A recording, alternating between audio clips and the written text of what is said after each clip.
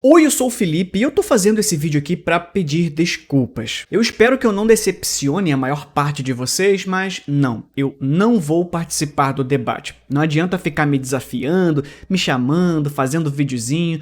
Pode comentar lá no post do podcast, eu não vou participar do debate. E aí você deve estar se perguntando, mas Felipe, debater com quem? Quem te chamou pra um debate? E a resposta é simples, ninguém. Mas eu já deixo aqui o aviso de antemão. Não adianta me chamar para debater porque eu não vou. Pelo simples motivo de que debates modernos são o câncer da busca pelo conhecimento. Pelo menos é assim hoje em dia. A origem dos debates foi um pouco diferente. Escuta essa, um cristão, um muçulmano e um budista entram num bar. E não, isso não é o começo de uma piada, mas de um acontecimento histórico. A gente sabe disso porque um dos participantes dessa conversa foi Guilherme de Rubruck, que escreveu sobre isso. Na Idade Média, ele fez várias incursões de evangelização. E em 1254, o Império Mongol recebeu esse missionário cristão que estava passando por Karakorum. O bisneto de Gengis Khan se interessou pelo cara e pediu que o trouxessem até a corte. Lá, o Khan, ou imperador, se preferir, já que é um termo que a gente está mais acostumado, promoveu algo parecido com um debate entre os três representantes da fé. Além do cristão, foi trazido um muçulmano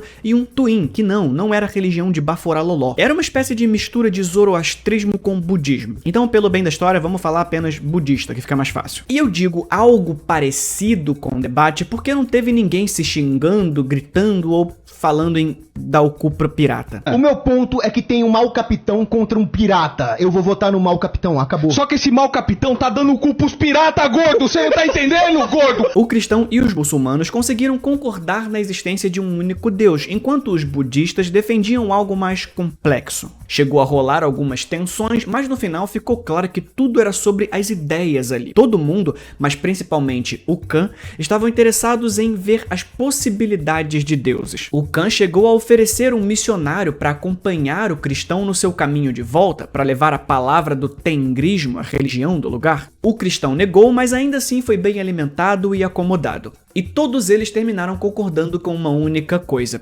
ficar bêbado é bom demais! E assim eles beberam sem nunca chegarem numa conclusão. Guilherme de Rubruck narra que todos eles ouviram atentamente cada uma de suas palavras sobre o evangelho.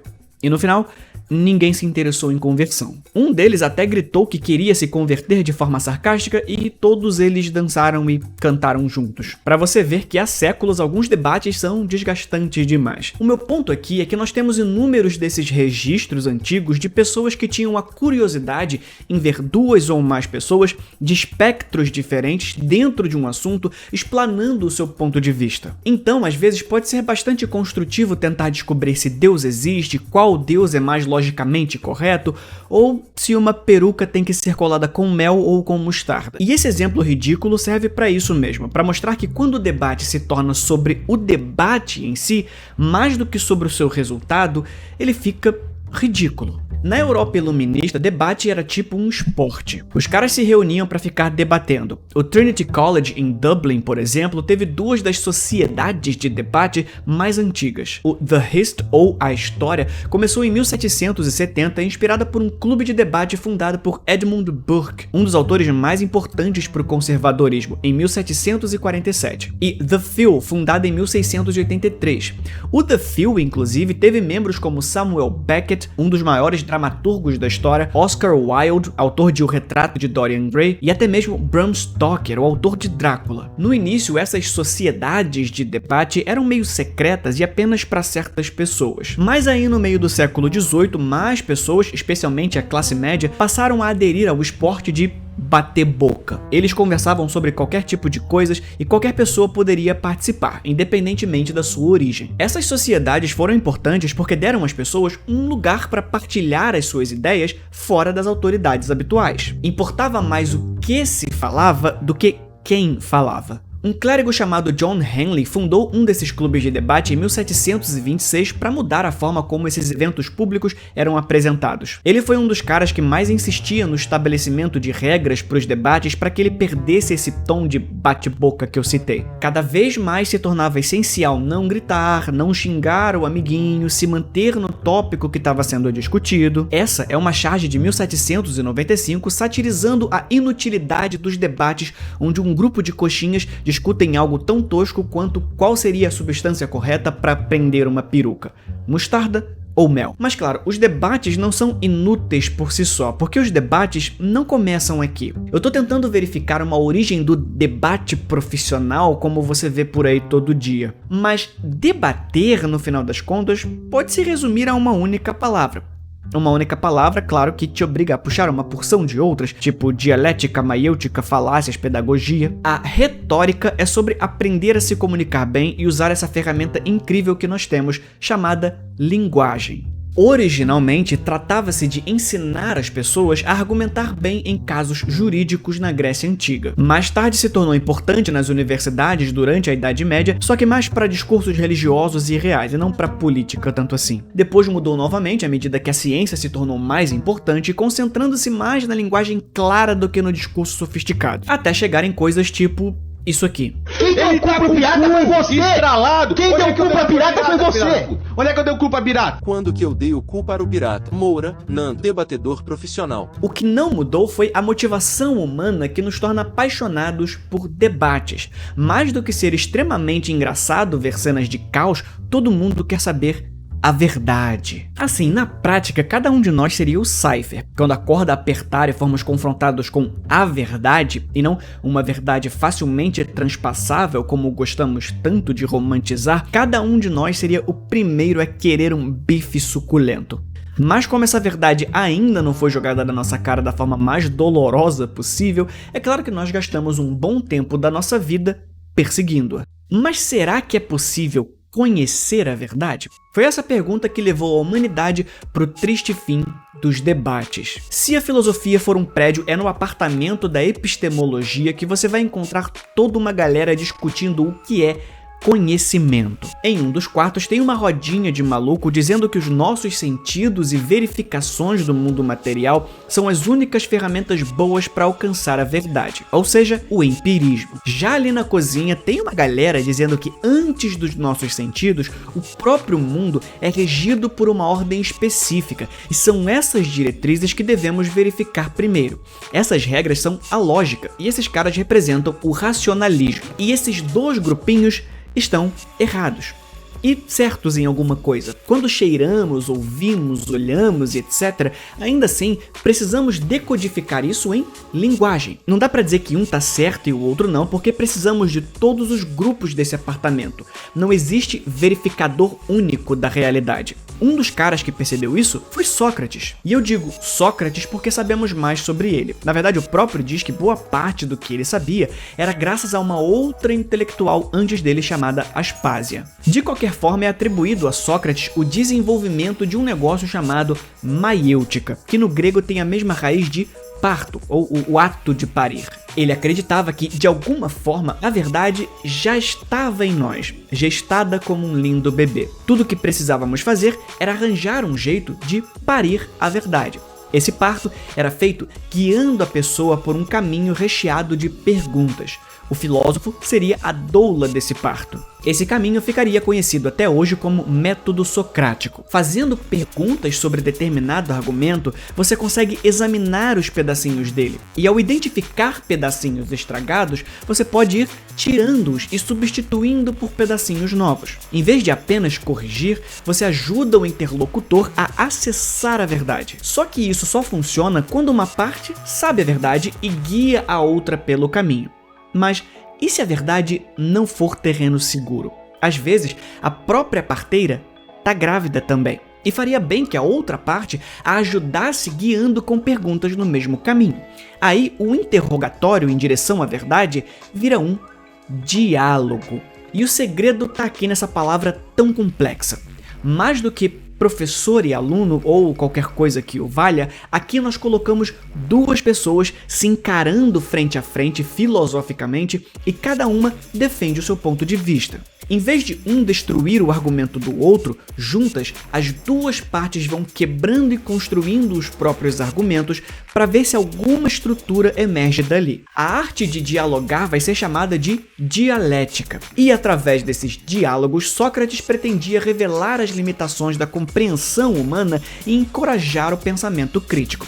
Esse era o único jeito de encontrar essa tal verdade. Só que o Sócrates não deixou nada escrito. Então, como é que a gente sabe tudo isso sobre ele? Porque a gente teve acesso aos escritos de um discípulo dele chamado Platão, e foi ele quem desenvolveu ainda mais o método da dialética nos seus famosos diálogos. Em A República, Platão apresenta alguns desses diálogos entre Sócrates e diversos interlocutores, explorando conceitos como justiça, moralidade e o ideal do que deveria ser o Estado. Essa porção de perguntas e respostas ainda são muito atuais e relevantes, principalmente porque a gente tende a esquecer que Platão defendia que mulheres deveriam ser tratadas como cidadãos de segunda classe, que escravidão é maneiríssimo e que a elite dominante deveria mentir para a população pelo bem dela mesma. E assim como Sócrates ensinou Platão, também Platão ensinou a Aristóteles, que refinou ainda mais o método da dialética em suas obras filosóficas. A abordagem de Aristóteles sobre a dialética era um pouco diferente da de Platão em vários aspectos. Enquanto Platão enfatizava a busca de verdades eternas e a sua teoria das formas, que vai ganhar um vídeo próprio daqui a pouco, Aristóteles se concentrou na observação empírica e na categorização. Ele desenvolveu um sistema de raciocínio lógico conhecido como silogismo, que constitui a base do raciocínio dedutivo. Para ele, os argumentos poderiam ser verificados meio que de forma matemática. Basicamente,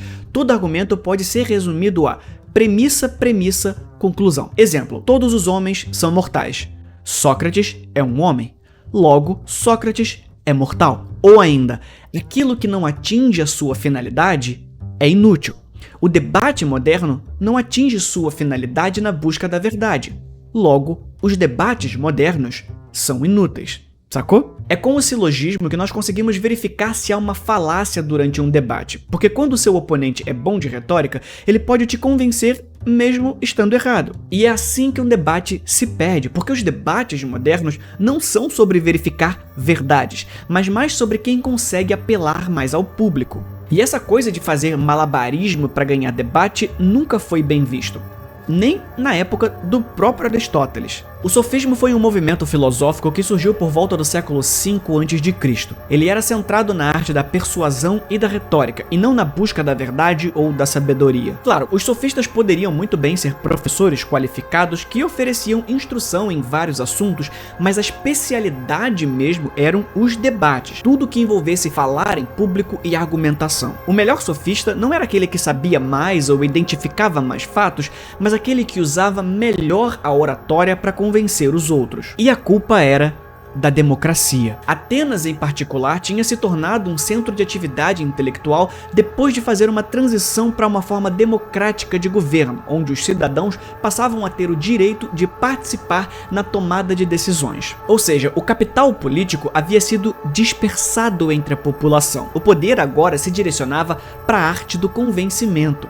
A busca pelos fatos já não carregava mais a força que tinha, e a verdade sobre a realidade passava a ser subjetiva. Quem convence mais o povo manda mais. Obviamente, isso foi tema de debate por si só, e os sofistas nunca tiveram uma boa fama dentro da filosofia. Uns sofistas famosos, tipo Gorgias e Isócrates, eram meio que traidores do movimento, já que apelavam mais para a emoção, poesia e performance do discurso do que pela análise lógica em si. E o próprio Platão chega a acusar os sofistas de serem responsáveis pela morte de Sócrates. Então perceba, a retórica ainda é muito importante. Existe um provérbio romano que diz: a mulher de César não basta ser honesta, deve parecer honesta.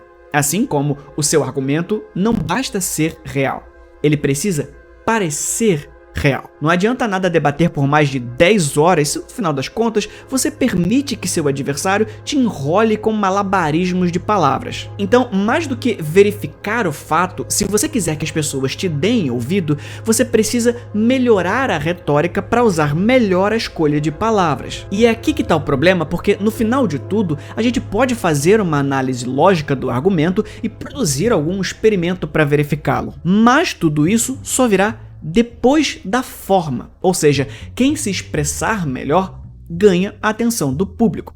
E verdades são inúteis socialmente, ela só passa a ser útil se todo mundo aceitar. A gravidade não fica menos ou mais verdade porque alguém não acredita nela, mas é a crença nela que vai balizar, por exemplo, a alocação de recursos do governo para várias áreas, entende? Porque a gravidade é necessária para que vários aspectos das ciências também sejam verdade. Então, o fato pode até derrubar o mentiroso, mas só no final. E é por isso que todo esse conceito de vencer um debate é a melhor demonstração de que debates são inúteis. Eu acho muito curioso esses desafios para debate. É sempre feito com o mesmo tom de alguém que tá te chamando pra porrada, como se debate fosse resolvido na força bruta. O problema é que, diferentemente de uma luta de jiu-jitsu, por exemplo, onde você vai ter um vencedor, já que na ausência de finalização vence quem tem mais pontos, a gente costuma considerar vencedor num debate quem engajou mais a plateia. E a verdade não é democrática. Ela não pode ser definida por maioria de votos. Coloque um gênio para debater com um showman defendendo a maior burrice do mundo e o gênio vai parecer um iletrado. Se uma das partes está interessada no debate a qualquer custo, a ponto de dizer que topa participar do tal debate, independentemente do tempo de preparação, local e principalmente tema, desconfie. Eu topo debater com você a qualquer momento e você escolhe o tema. Isso é um indicativo de que o interesse dessa pessoa não é o debate ou a busca pela verdade, mas o espetáculo midiático que vem junto hoje. E o espetáculo traz capital político. Lembra da democracia grega? Debate pelo debate faz uma das partes ganhar antes mesmo de abrir a boca, enquanto a outra se sujeita a virar palanque para subirem em cima. Lembra o que eu disse sobre a má fama dos sofistas? Essa má fama se mantém. Então, se vocês virem um debate por aí, por favor, vejam isso como entretenimento, como quem vê dois animais se mordendo no Coliseu. Mesmo que numa primeira olhada não tenha dois malucos gritando, às vezes, com calma, você pode criar um debate burro do mesmo jeito. E se você me vir por aí participando de algum debate do tipo circo, saiba que as máquinas venceram. Com certeza é uma cópia minha. Esse foi o vídeo de hoje. A gente se vê na próxima. Fui.